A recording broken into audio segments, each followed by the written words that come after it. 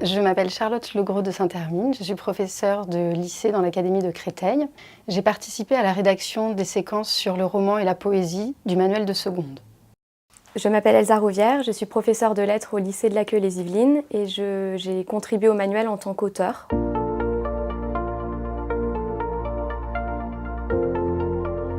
Les bornes chronologiques des objets d'études ont changé, donc les textes s'inscrivent dans ces nouvelles bornes chronologiques, par exemple la poésie du Moyen-Âge au XVIIIe siècle.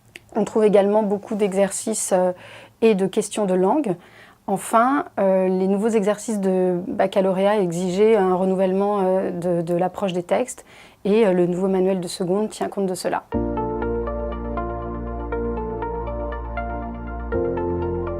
Nous avons choisi une sélection de textes calibrés, des textes à la fois patrimoniaux, des textes plus originaux. Donc l'enseignant pourra avoir un vrai choix à l'intérieur du manuel.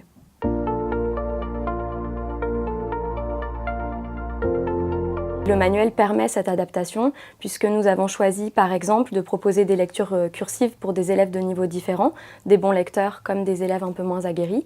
Nous avons aussi choisi de proposer des sujets type bac qui s'adaptent à des élèves se dirigeant soit vers des filières technologiques avec par exemple de la contraction de texte, soit vers des filières générales avec par exemple la dissertation.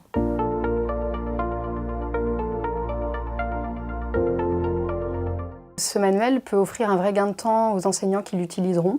Les séquences sont clés en main et elles donnent des idées précieuses et originales pour mettre en application les nouveaux programmes.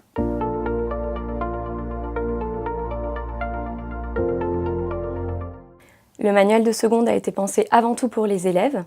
Il contient un appareil pédagogique tout à fait adapté à eux avec des encarts, des notes, des frises chronologiques. Il leur permet aussi de découvrir les nouvelles épreuves type bac avec des méthodes très guidées.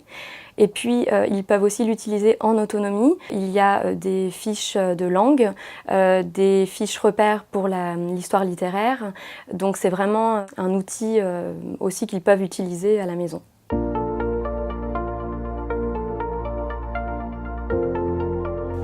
Le manuel papier a déjà été pensé pour des élèves d'aujourd'hui très connectés.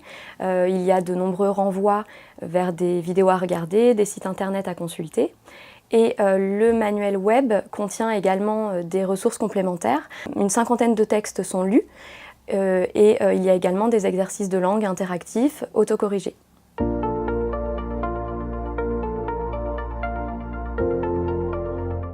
À la réception du manuel, je conseille aux enseignants d'aller consulter des dossiers culturels à la fin des séquences.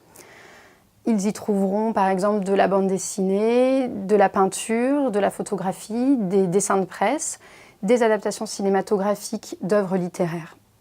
Et ça peut être un support précieux et attractif avec des élèves en classe.